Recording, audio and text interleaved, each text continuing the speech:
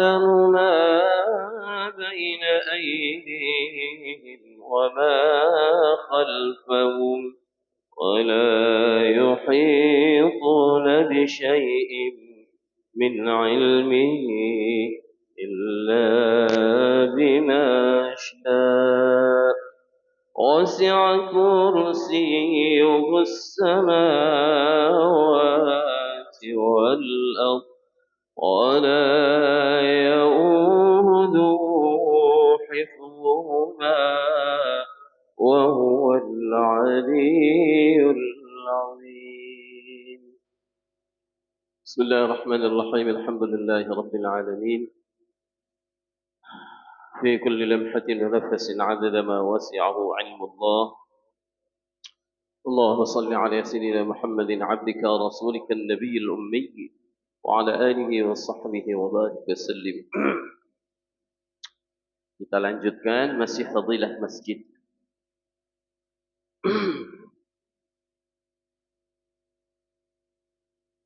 عن أبي هريرة رضي الله تعالى عنه عن النبي صلى الله عليه وسلم قال: ما من رجل كان يوطن المسجد فشغله أمر أو علة ثم عاد إلى مكان إلا تبشبش الله إليه كما يتبشبش أهل الغائب بغائبهم إذا قدم.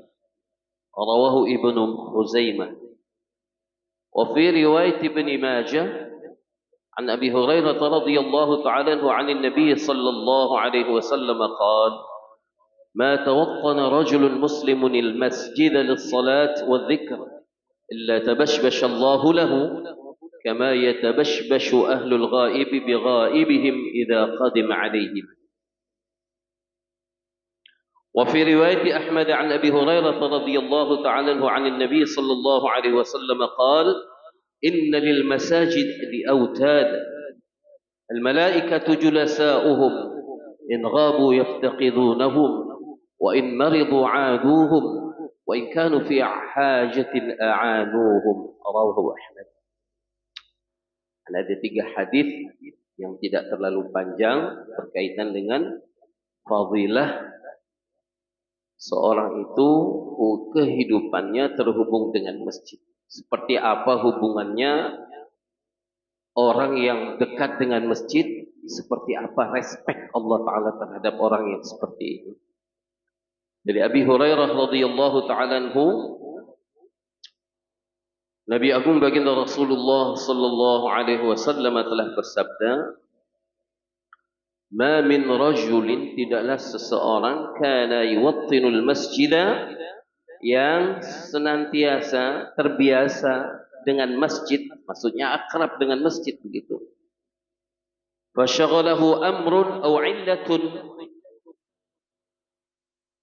tapi datang satu keadaan di mana ia ini misalnya ada urusan safar misalnya, atau katakan ia jatuh sakit, tsumma ila makan, lalu ketika dia sudah selesai urusannya, misalnya sudah pulang dari safar, sakitnya sudah pulih, sudah sembuh, lalu ia kembali lagi keadaannya seperti biasa, yakni dengan masjid itu sudah kembali normal. Enggak sanggup ke masjid, enggak mungkin ke masjid karena safar, benar-benar tidak kuat, tidak sanggup berjalan menuju masjid karena sakit, tapi kemudian keadaan itu sudah berlalu, sudah pulang dari safar, sudah sehat dari sakitnya, kemudian ia kembali seperti biasa lagi, kembali ke masjid, lazim ke masjid. Seperti apa sambutan Allah kepada orang yang seperti ini? Illa tabashbashallahu ilaihi, kecuali pasti Allah Subhanahu wa taala tabashbasha. Tabashbasha ini gembira. Kayak kita ini ada teman yang biasa duduk sama-sama, sarapan sama-sama, tiba-tiba sakit atau pergi, kemudian dia muncul lagi. Seperti apa gembiranya kita? Nah, illa tabashbashallahu ilaihi, Seperti itulah Allah Subhanahu wa taala gembira menyambut kedatangan. Allah taala redha kepadanya. Kama yatabashbashu ahlul ghaibi bi ghaibihim idza qadim. Persis sebagaimana kegembiraannya satu keluarga. Satu keluarga yang kemudian ditinggal pergi oleh salah seorang dari anggota keluarga itu. Katakanlah satu keluarga itu satu orang mengira yang sudah panik, sudah susah, sedih, kabung. Tiba-tiba orang ini muncul. Kemunculannya itu dengan selamat, sehat. Seperti apa gembiranya? Seperti itulah kegembiraan Allah dengan kedatangan satu orang yang biasa senantiasa hubungannya dengan masjid, tapi kemudian karena keadaan-keadaan tertentu, safar atau sakit, sehingga dia nggak bisa datang ke masjid tempat dia biasa beramal, nah kemudian dia kembali lagi. Seperti itulah kegembiraan Allah menyambut kedatangan. Hadis riwayat Al-Imam Ibnu Khuzaimah. Nah, di dalam hadis yang diriwayatkan oleh Al-Imam Ibnu Majah hampir sama maknanya. Dari Abi Hurairah radhiyallahu taala anhu, Nabi Agung Baginda Rasulullah sallallahu alaihi wasallam telah bersabda, "Ma tawattana rajulun muslimun," sama saja. Tidaklah seorang laki-laki yang muslim yang menjadikan masjidnya itu seperti tempat menetap dia itu. Al-masjidah, masjid itu sudah jadi seakan-akan tempat menetap dia.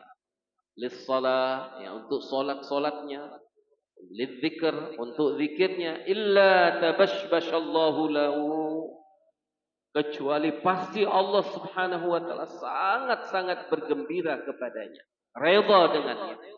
Kama yatabashbashu ahlul ghaibi bi ghaibihim, persis sebagaimana kegembiraan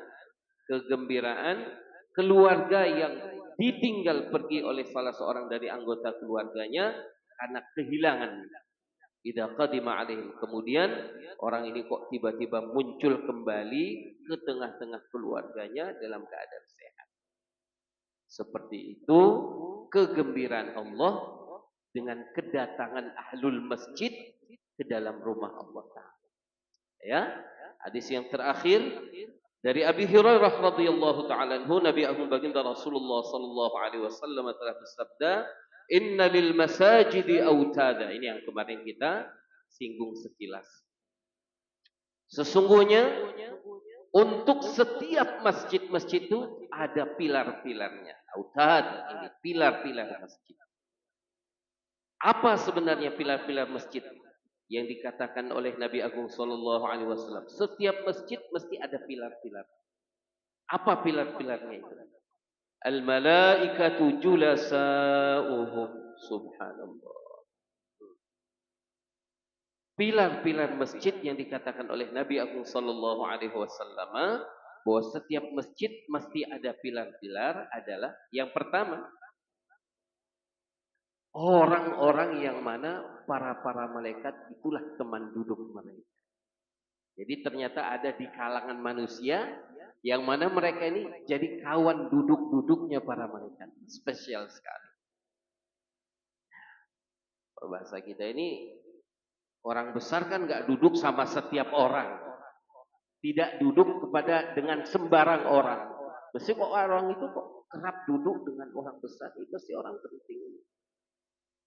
Pak Gubernur, dia biasa duduk dengan orang ini, Pak Fulan. Nah, Pak Fulan ini mesti bukan orang sembarangan. Jangan-jangan semua apa yang dijadikan sebagai keputusan oleh gubernur, masukannya dari orang ini, orang penting ini, orang brilian, orang istimewa. Nah, yang dikatakan pilar masjid oleh Nabi Agung sallallahu alaihi wasallam adalah orang-orang yang mana malaikat itu jadi kawan duduk mereka. Punya kawan duduk, kawan nongkrong, kawan menyendiri, itu para malaikat yang suci. Mesti orang ini orang istimewa. Kemudian al-malaikatu julasa'uhum, malaikatlah yang akan menjadi teman-teman duduk mereka.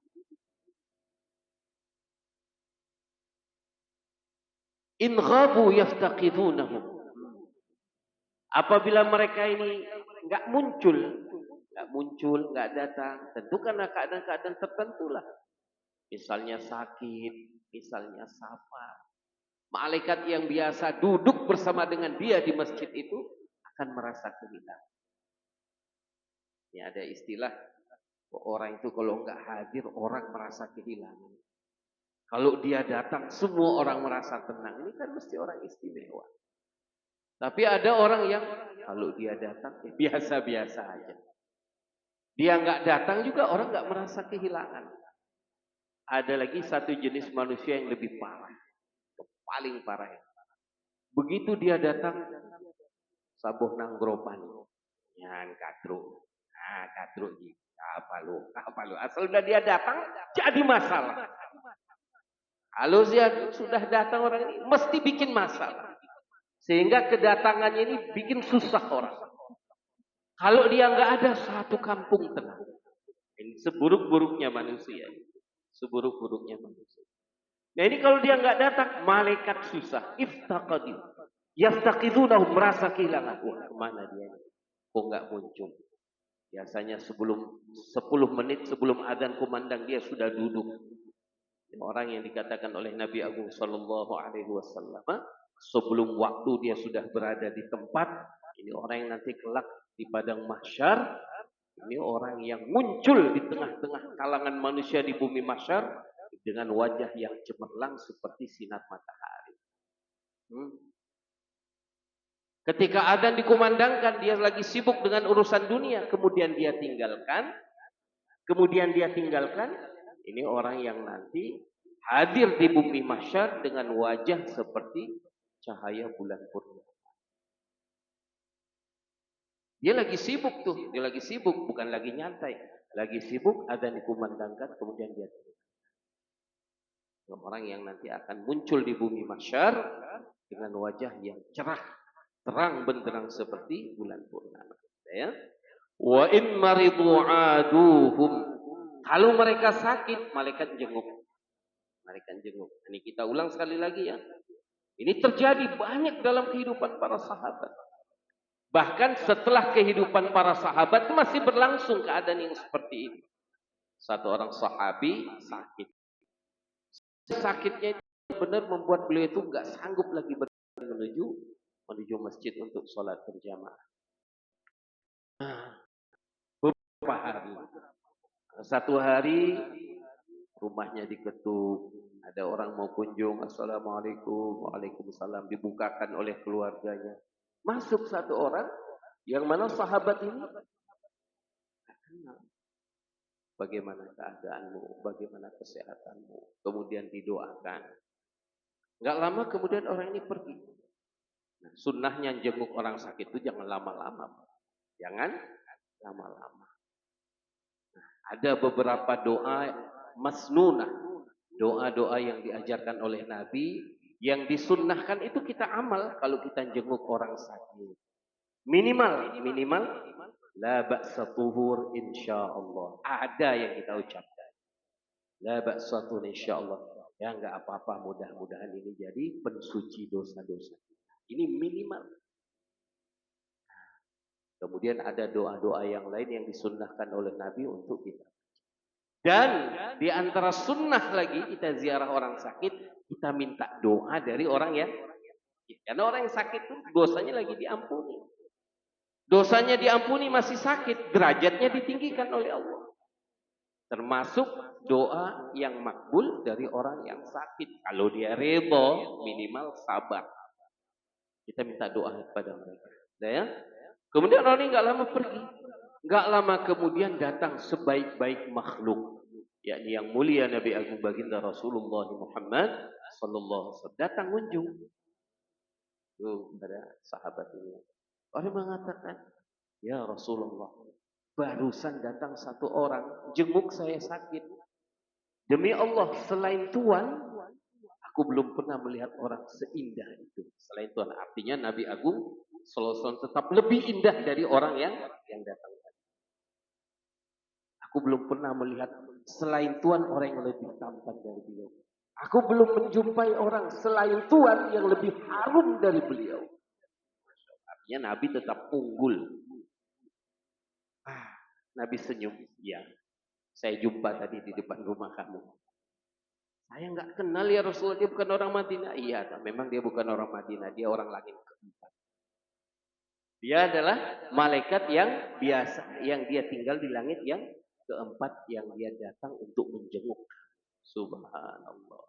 Kawan duduknya itu level kawan duduknya penghuni langit keempat. Sehingga ketika dia nggak datang karena sakit, malaikatnya kehilangan dan jenguk. Ya, wa in kanu fi hajatin, sekiranya mereka ada hajat-hajat, a'anuhum, mereka berkhidmat menolong. Nah, ini keuntungan jadi ahlul masjid. Jadi nggak selalu orang yang jenguk rame-rame itu kadang dengan muka yang kita kenal, terkadang ada wajah yang kita tidak kenal. Terkadang yang datang itu memang orang kita kenal. Ternyata bukan orang yang kita kenal, itu malaikat yang datang dalam bentuk rupa orang ini. Dan itu perkara biasa. Sahabat melihat si fulan, sahabat yang lain di satu tempat. Ternyata yang dia lihat adalah Jibril. Yang dia lihat adalah para malaikat.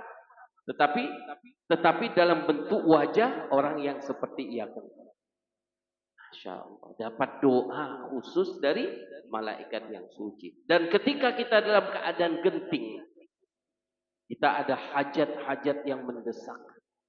Karena kecintaan malaikat ini kepada ahlul masjid, maka mereka datang untuk berkhidmat, menolong hajat orang-orang muslim. Hadirin yang dimuliakan oleh Allah Subhanahu wa taala. Dah hadis-hadis Nabi Agung sallallahu alaihi wasallam telah sampai kepada kita mengenai fadilah masjid, keagungan masjid. Kita sudah ambil keputusan. Di sisa umur yang tinggal sedikit lagi, kita bangun hubungan yang makin hari makin akrab, makin hari makin dekat.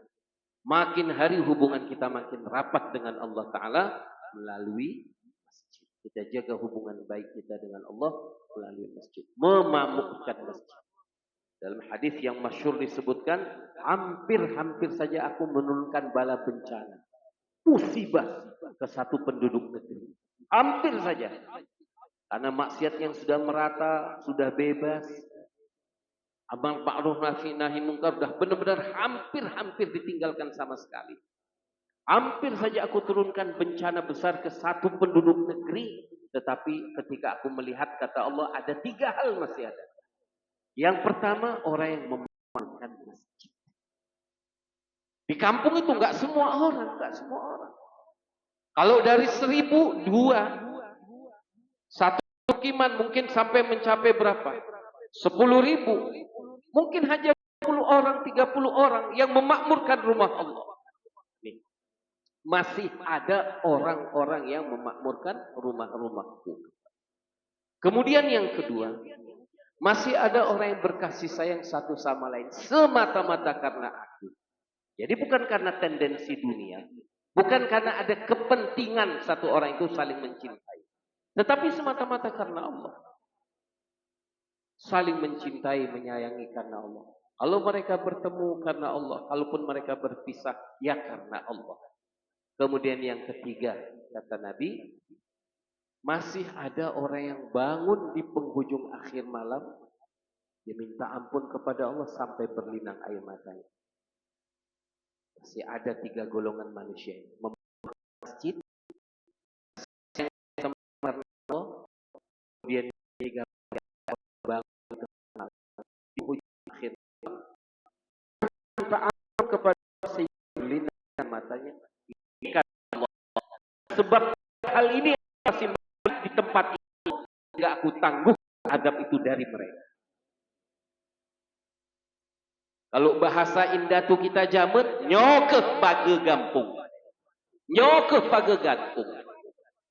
Coba bangunlah pasukan elit menjaga keamanan. Misalnya. Buat pasukan khusus tuh menjaga keamanan negeri. Tapi kalau yang 3 hal ini enggak ada, sementara maksiat merata.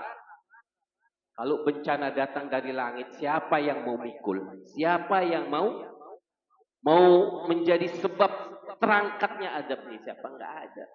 Dengan tegas sebab ini kata Nabi. Nabi Agung sallallahu alaihi wasallam telah bersabda, Allah Subhanahu wa taala telah berfirman, hadis qudsi. Hampir-hampir saja aku menurunkan azab bencana yang pedih kepada seluruh penduduk satu negeri. Hampir saja. Karena kemarahan Allah ketika melihat masih ada 3 golongan manusia yang memakmurkan masjid, berkasih sayang semata-mata karena Allah, dan kemudian yang ketiga masih ada enggak banyak segelintir orang-orang yang bangun di penghujung akhir malam karena minta ampun kepada Allah sehingga berlinang air mata. Ini jadi page gampung. Jadi page nanggro ini, page nanggro. Maka saya teringat dulu tahun 2013 salah seorang ulama besar dari Yaman datang kemari. Beliau pernah mengatakan di antara sebab banyaknya bencana, tahu-tahu dengar bencana besar di sana, bencana besar karena sedikitnya orang yang bangun malam. Yang narik azab dari langit ke bumi itu begitu banyak, sementara yang nangis di hadapan Allah untuk supaya umat ini dijaga oleh Allah. Harta umat ini dijaga oleh Allah. Darah umat ini dijaga oleh Allah. Rumah-rumah umat Islam dijaga oleh Allah. Yang nangis untuk itu terlalu sedikit. Sementara yang menarik azab Allah turun ke bumi ini terlalu banyak. Alangkah mulianya kalau Allah Ta'ala pilih, Allah Ta'ala jadikan kita ini sebagai sebab tertangguhnya azab Allah yang hampir-hampir saja turun ke bumi. Hadirin yang dimuliakan oleh Allah Ta'ala. Nah, kita ini enggak terasa sudah berada di 10 awal daripada bulan Dzulhijjah. Ini hari-hari yang sangat penting. Termasuk di antara bulan terhormat itu Dzulhijjah. Dan 10 yang awal dari bulan Dzulhijjah ini bulan yang sangat penting. Yang hari ganjilnya ataupun hari genapnya, malam ganjilnya atau malam genapnya, semuanya memiliki fadilah yang besar di sisi Allah Ta'ala. Maka jangan sia-siakan kebaikan sekecil apapun yang kita tahu ini kebaikan, jangan kita sepelekan. Kita enggak tahu di mana datangnya keridhaan Allah ke atas kita melalui amal yang mana. Demikian juga hadirin yang mulia, sekecil apapun keburukan yang kita sudah tahu melalui majelis ilmu bahwa ini adalah keburukan, jangan kita anggap sepele. Kita enggak tahu bencana apa datang pada kita melalui sebab yang mana kita tidak tahu. Kemudian kita ingatkan bagi kita yang sudah ada niat akan berkurban, sudah ada yang niat akan berkurban, disunnahkan, dan sunnahnya itu sangat kuat, sunnah muakkadah bagi kita untuk menahan diri, untuk tidak menggunting-gunting kuku, tidak mencabut bulu-bulu badan atau memotong rambut semenjak 1 Dzulhijjah kemarin tadi Rabu. Ini kita agak terlambat kita nyampaikannya, tapi yang enggak apa-apa. Enggak ada kata terlambat untuk kebaikan.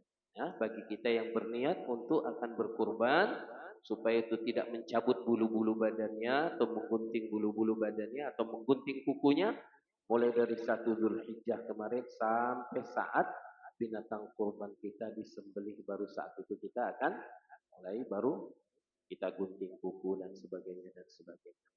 Nah, hadirin yang dimuliakan oleh Allah Subhanahu wa taala. Dan kemudian bagi kita yang niat kurban, kita jaga hati kita. Bahwa kurban yang akan kita sembelih semata-mata untuk mendekatkan diri kita kepada Allah. Karena arti kurban itu sendiri, kata kurban itu sendiri adalah mendekatkan diri kepada Allah. La yanalullahu luhumuha wala dima'uha walakin yanaluhu taqwa minkum. Bukan darah daging kurban kita itu yang sampai kepada Allah. Walakin yanaluhu taqwa minkum. Yang akan sampai kepada Allah adalah takut kita kepada Allah. Takwa kita kepada Allah itu yang akan sampai kepada Allah Subhanahu wa taala. Semoga Allah kami akan kita taufik untuk dapat amal dan menyampaikan untuk teman-teman kita yang lain. Sallallahu wasallam ala nabi sayyid